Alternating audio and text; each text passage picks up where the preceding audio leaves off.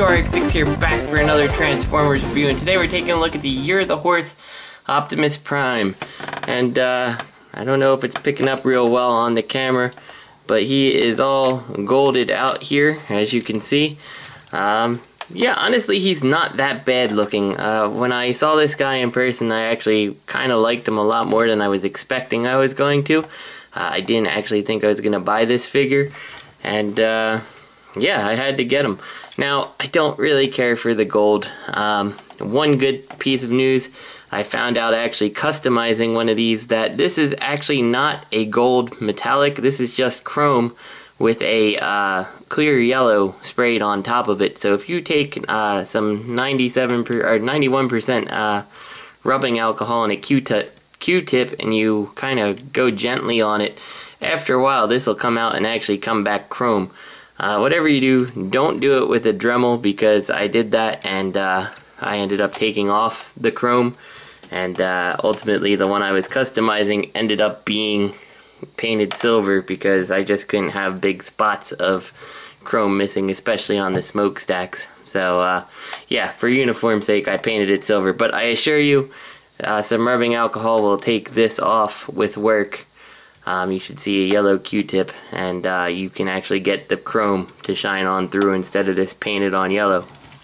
So yeah, if that is your point for not buying this guy is the gold, which was really why I wasn't on board with it, it can be changed. That said, this is actually the third Year of the Horse Optimus I've had in my possession. The first one, his eyeballs were missing. The second one is the one that I'm customizing, and I didn't notice that there was a piece missing until I started to take it apart.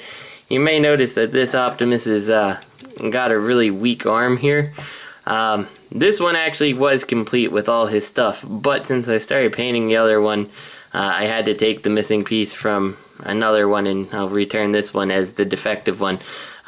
Basically, the arm has a little spring and like a little piece of plastic in here that pushes against the front to like two little detents, and that's how you get that click for, you know, when it's up and it'll hold up, or when it's down like that. Well, the one I was painting didn't have it in this arm, so you can see when you push it up, it just kind of falls right back down. So yeah, let me bring out the one I was painting, because I didn't notice it, like I said, till I had taken him apart to work on all the chrome and stuff like that. And this is just a Tamiya color chrome silver paint, so it is just silver, but I really think that that's a awesome color scheme. The whole reason I was drawn to this is like these black abs area and the forearms.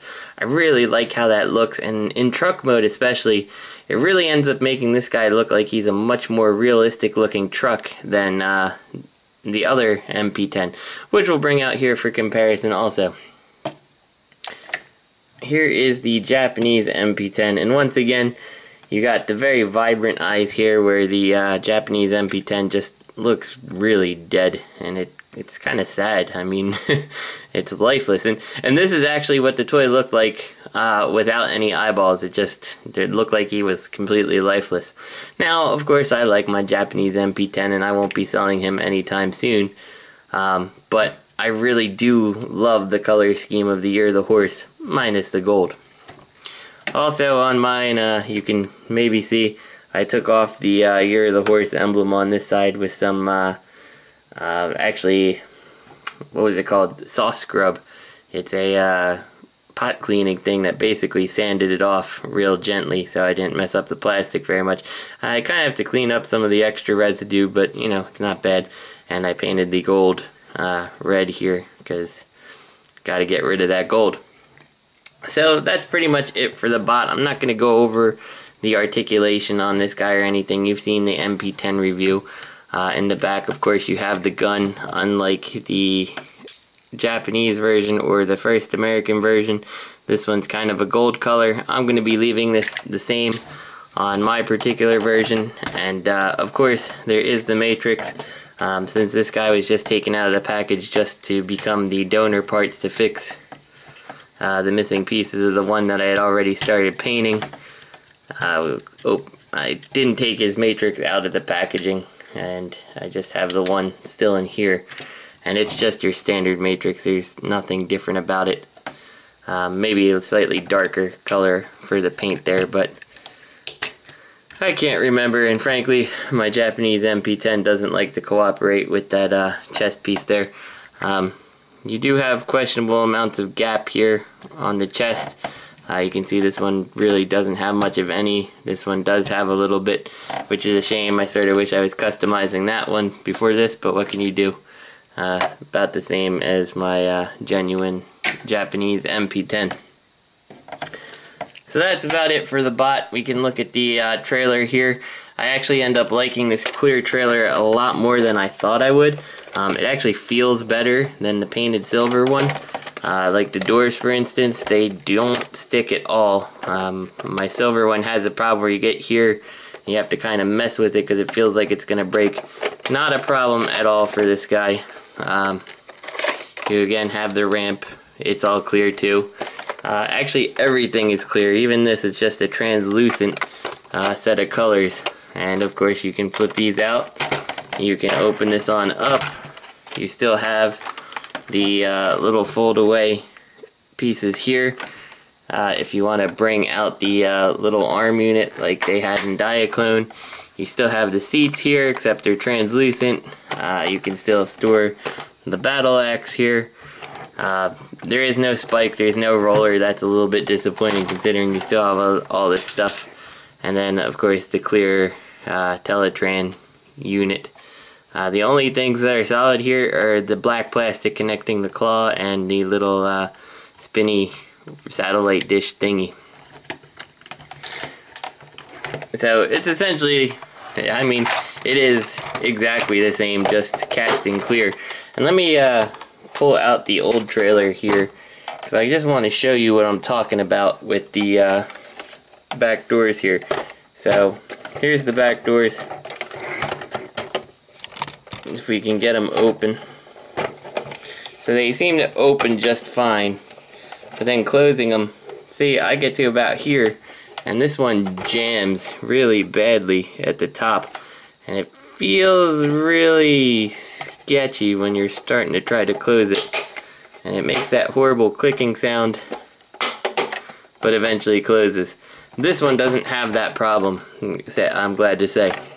So it actually feels like a superior trailer outside of the coloring, and fortunately everything you could want on the details, even though it's super hard to see here, like the stripe and everything is all on here. So you could just take this guy apart by taking out the screws on the bottom and the inside here, and you could actually, I would sand off the big Year of the Horse logo on the back, but you could actually give this guy a nice silver paint job, mask it off, and actually probably recreate these stripes real easily. So yeah, I wouldn't let the clear trailer dissuade you. Silver spray paint is super cheap and easy to work with. The feeling of this guy being the best incarnation of MP10 doesn't actually end at just the trailer. There's a lot of things like these little things that are so easy to move out that I'm not afraid that they're gonna break at all on this guy, unlike the Japanese version. So let's get this guy to his robot mode real quick. You've seen it before.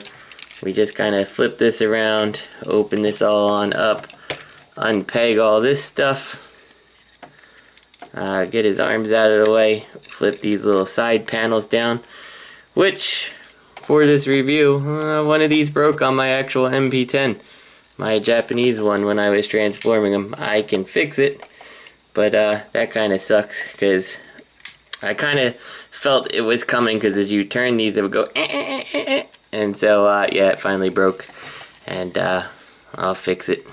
But anyway, continuing this transformation, flip this thing down, flip this down, and then kind of move this forward so it all plugs in like so, which should leave these like that. Open the matrix cavity if you can get your fingers in there, and this is a lot less tight on this version versus any other version that I've ever dealt with. Flip the head, make sure these little pieces are out of your way, open up these little arm compartments, flip it on around, close it, do the same thing for this side,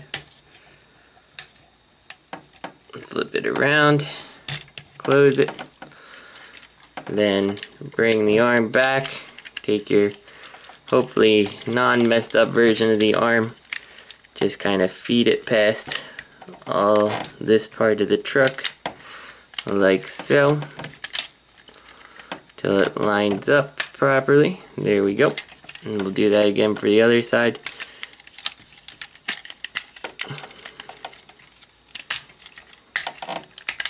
Like this. You can now close the front, make sure everything here is in the right position, fold these on up, plug the headlights in, and plug the front bumper pieces on in, which can be a little bit tough, I find. There we go, like that.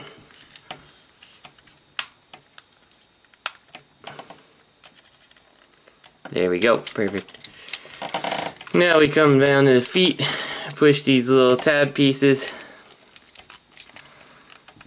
and telescope the legs on in. And we'll pause here. Alright, sorry about that, was running out of space on my camera, I had to go back and delete some things. So anyway, back to legs, flip these little panels on around, plug these in together, and close up the feet. And you kind of want to move the feet closer together. And when these are in position, they should plug in like this. This does have the typical problem that it kind of wants to pop apart a little bit, but it's not too bad. For whatever reason, my Japanese MP10 had that problem, and then eventually it stopped doing that entirely. Anyway, we fold those other panels and then bring the gas tanks, I believe they are, forward like so. And the only other thing is what I always forget, and that's to flip out these little tiny mirrors. So there we go. We've got the Year of the Horse Optimus in his truck mode. Again with the gold. I'm not a huge fan of it. It's a little bit too much for me. But it's not bad, and if this is your only way you're going to get a hold of the MP10 mold, I highly recommend it. Let's put on this trailer here in a manner that I can see it so we can actually do it. There we go. There he is in his truck mode, and he's looking pretty great. We're going to bring in my ailing Japanese version here. See where it broke? It makes me so sad. It can be fixed.